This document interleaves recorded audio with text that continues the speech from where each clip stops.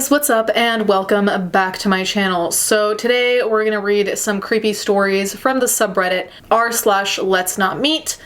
As always, it's more fun to believe these stories actually happened rather than going into it as a cynic like me usually would. So let's just take these at face value for the fun. However, before I get into that, I wanted to thank our sponsor, Shudder. Shudder is a premium streaming service from AMC Networks. This service was specifically created for fans of thrillers, suspense, and horror just like myself. Shudder has the largest and fastest growing human-curated selection of thrilling and dangerous entertainment. Another convenient thing about Shudder is that you'll have unlimited access to stream ad-free on all of your favorite devices such as iOS, Android, Xbox One, Amazon Fire TV, amongst others. You can stream great thrillers, horror, and suspense for $5.99 a month or $56.99 a year. To try Shudder for free for 30 days, go to shudder.com and use promo code ReadyToGlare. As you guys might know, I've had Shudder for years and specifically enjoy it because it has so many of my favorite movies. One movie that recently came to mind is Honeymoon. I specifically liked it because the plot, contrary to many horror films, did not feel familiar. I won't spoil it for you, but I'll just say that the young newlywed, B, starts acting strange and it only gets weirder from there. Thank you again to Shudder for sponsoring this video, and remember to try Shudder for free for 30 days. Go to shudder.com and use promo code ReadyToGlare. Let's get into some creepy stories. All of the stories will also be linked down below. I was around 8 or 9 years old when this all happened, so most of the background was told to me later, but I still remember all of the events that took place. First of all, a little backstory. This guy, referred to as New Guy here, but actually had a pretty badass and unique name, had recently moved into the apartment next to us on the second floor. It was an outdoor apartment situation, so we had railings that opened up fully to outside and we could see the trees, the little bridge we had over a stream, etc. It was okay, but sometimes you never knew who was in those apartments. A little important due to seeing some things later. He ended up asking us to help him move in and if he was okay hanging in our apartment due to the AC being repaired in his place. It was around 105 degrees that day. We were all hitting it off and he seemed like a really nice guy. In the upcoming days and weeks, he would always be really nice to us if we ever passed his place when he was heading out or if he ever needed to borrow something. Something that kind of was weird to my 8-year-old self was how he really got into my mom for a little bit, but this was after a recent split with my sperm donor, so I just assumed she was trying to make the best of a bad situation, and he was a great guy, so why not? It was kind of obvious here and there about how he was super flirty with her, and it kind of got a little weird overall. And he got friendly with me too, which seemed a little off at times, almost like he was just really trying too hard to get on our good side. Here's the more juicy part. It was around 9 at night one night, and my mom was just finishing up dinner. I was on PS2 playing a game I'd just recently been gifted, I think it was God of War 2 or something, when we heard this really hard knock on our door. My mom just yelled to wait a second, while the knocking turned to pounding. My mom got there, and before she said anything, she hushed up really fast. I turned around and saw 3 local SWAT officers, fully geared with rifles, standing there. I was terrified since this was the first time I've ever seen any gun that big or any officers at our door like that. They quickly asked us to follow them as there was a very dangerous threat happening not too far from us. Little did we know how far it really was. They also asked to use our apartment as a vantage point and such for whatever was going on.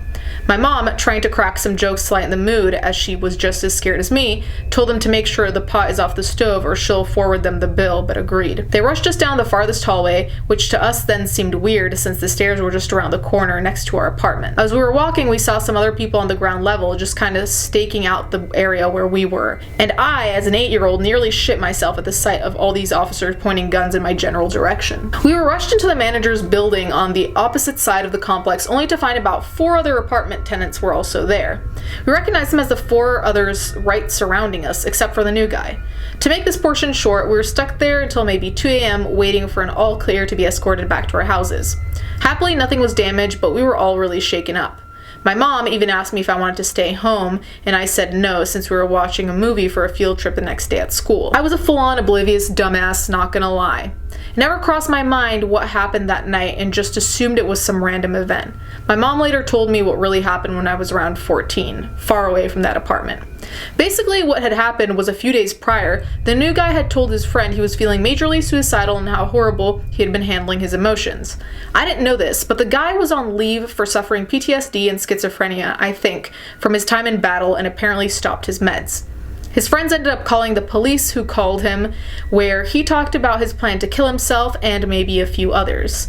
I'm glad his friend called because, in his words, he was going to kill around 12 people that night and himself. He wanted to kill the apartment next to us and the 3 under us. He wanted to keep me and my mom hostage before killing us and himself because they were the nicest to me since I moved in. He targeted us for being nice to him. Seriously. He wanted to keep us hostage for as long as he could, murder us, then kill himself just because we wanted to be decent neighbors to a new guy. The officers were able to apprehend him before anything actually happened, after a few hours standoff, and then just allowed us to go back after a bit of searching and stuff, making sure the place was safe. We did see more officers coming to the apartment within the next few days just to look at some things that were maybe of interest, but everything ended pretty quickly. Overall, it just pretty much made us tenants who were stuck together for hours a lot closer to each other, even though we all left soon after. Neighbor with a badass name who planned to kill us for our hospitality, as much as I wish for your mental state to have gotten better and your life to be great, let's not meet again. One of the things that I find interesting about reading stories like this is that on one hand, I'm happy to know about them because then I can keep an eye out, and then on the other hand, I'm not happy to know them because of course people were in danger, but also it makes me unnecessarily paranoid, which I already tend to be because I've seen too much shit online at this point. But this makes me be so much more suspicious of any neighbor that's ever nice to me, which is potentially me ruining my own luck, but hey, if it doesn't get me murdered, I'm fine. But genuinely, I'm so happy that these people made it out safe. I'm glad that the friends contacted the police to let them know what was going on. That's so scary. I've never been in a situation like this. The closest that's happened to me is the neighbors on the other side of the street got stabbed. They all survived, and that was on the other side of the street, and I was still shook as fuck. So I can't even imagine someone that you've interacted with that, you know, was somewhat part of your life. Last year, I started my first semester at a university far away from home. First, I was very intimidated because I'm not exactly the best at making new friends, but as time went by, it turns out that there aren't as many history students, which is why everyone got to know each other pretty quickly. We ended up building an amazing group moral where we would get lunch together, help each other out, and all that stuff. There was a guy in our group that really stuck out to me, particularly because of his weird sense of humor. Let's name him Serge. He was making Hitler jokes on every occasion possible, which is even more concerning because he wants to be a history teacher, or would just make very cringy sexual comments towards girls in our group. We all kind of had the common understanding of ignoring whenever he said something and quickly move on to another subject. However, it didn't take long for him to find my phone number in our group chat and DM me. That's where it all began. It started out harmless with questions a la, do we really have to know this? Or have you learned this for our test yet? Most of the time his questions didn't make sense, but I figured he doesn't have the right antennas to sense the cringe, and I happen to have a soft spot for outcasts, so we kept talking for a while. One day I accidentally baptized my MacBook with an energy drink, and of course it stopped working. Unfortunately, there was an assignment due that week and I wasn't sure how to manage that without a typing device. Sure enough, Serge found out about my situation and had the glorious idea to meet up at the library where they happened to have computers. Of course I agreed, and we set up this homework date on the coming Friday. When said Friday came around, we surely enough met up to get this thing done. I have to admit, it was almost an instant regret for me, as he wouldn't talk or do anything the entire time while I was finishing the task. Once I was done, I realized that he has written one full sentence that entire time we were there, which was about 3 hours. As it got really late at that point, I told him I was going to look up a bus, but he kept insisting to take me home, and I finally agreed. On the way to his car, he suggested we should get drinks. It's a Friday night. I told him I wasn't feeling too well, but he could have that one beer that was left in my fridge. He shrugged his shoulders and asked why we couldn't get vodka. Once again, I reminded him that I was sick and asked him where the heck he thinks he would be sleeping. His answer was, next to you? Hell no, I was thinking, and already making a plan to get rid of him as quick as possible. In my apartment, I gave him that one beer, hoping he'd finish it and leave. For some reason, I left my shoes and my jacket on. He asked me why I didn't take it off, and I told him I was really cold.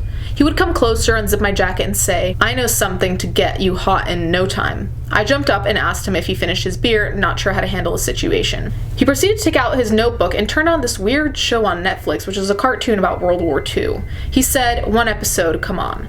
I agreed despite wanting him to go and told him to leave once it's done. Of course, he took this opportunity trying to come closer to me. All of a sudden, he grabbed me, threw me onto my bed, and bit my ear. It honestly happened so quick that I barely recall how he managed it in that time. I felt like a goddamn cooked noodle, unable to move. I yelled at him, telling him it's time to leave, and thankfully he did, but I could tell he didn't like that I, quote-unquote, kicked him out. Fast forward, he would send me messages while sitting in the same classroom, asking if he could pet my kitty, even though I don't have a cat. It kept getting weirder and weirder, and I never replied, but since he knew where I lived, I was scared to block him because I wasn't sure if he would simply show up if he couldn't talk to me online. As time went on, I found out that he texted multiple other girls from uni. I found out because they would come up to me and say that he talked about me, telling other people I hit on him and jumped on his lap while he was at my place. Seeing how strange he was, they surely believed me without explaining, so at least I didn't have to defend myself. One day, us girls met up to talk about Serge and how to deal with him. We all decided it was best to block him, so we got our phones out together and got it done. That same day, I walked past him, looking away since I could feel him trying to make eye contact. Right after class, he followed me, blocked my way, and confronted me about blocking him. I think I've never been so scared. I simply couldn't speak. I knew this guy was unpredictable. Luckily, one of my friends saw me and came over asking if there was a problem. Serge immediately brushed it off by saying he asked something and booked it into the building.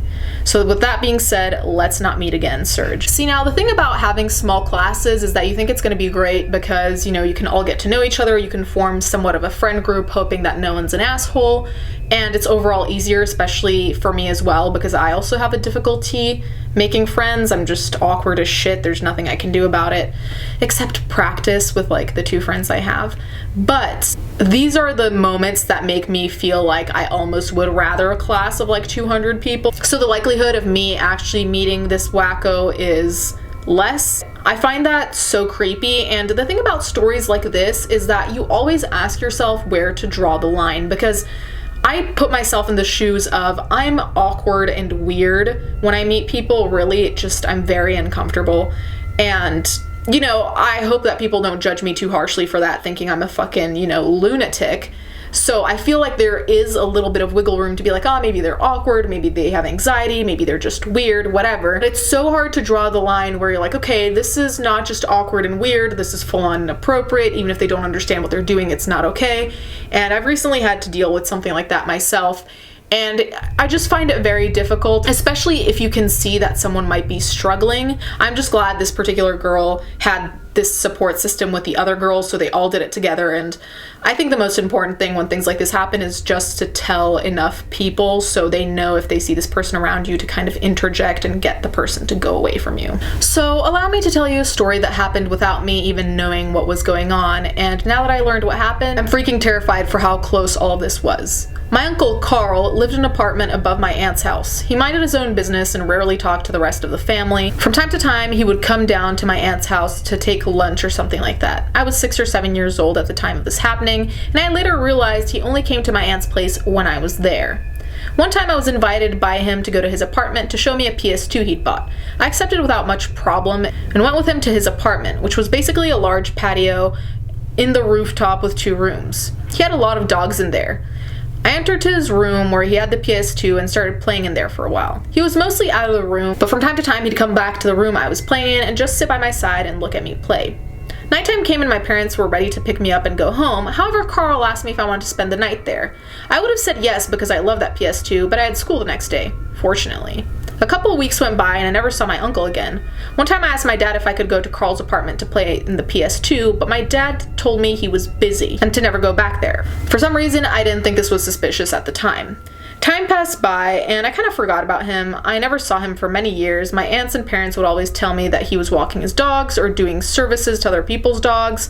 I thought it was all a coincidence. Until a couple months ago when I heard that another uncle I had was getting married to someone a couple years younger than him. My mom jokingly said to him to not be like our uncle, going for the little ones. It didn't seem suspicious at first, but that night it was all like pieces in the puzzle had clicked all of a sudden. I immediately went to my mom's room and asked her about Carl. She didn't want to talk about it at first, but eventually she told me the whole story, and as I feared it might have been, I was right. Apparently, my uncle, a couple days after what happened with me and the PS2, had lured a boy into his apartment using many dogs as bait, and had sexual relations with him and told him not to tell his parents. The boy, without knowing much of what happened, told his parents what happened, and they immediately went to the police to report Carl. He was arrested and sent to jail for obvious reasons. My family hid all of this from me because I was too young to understand what happened. All the times my aunts told me he wasn't home, it was because he was in jail, and my dad telling me not to go there was because at the time he was still in trial. School saved me from potentially being abused by Carl, and I'm so glad my love for video games wasn't enough to make me stay at that house that day.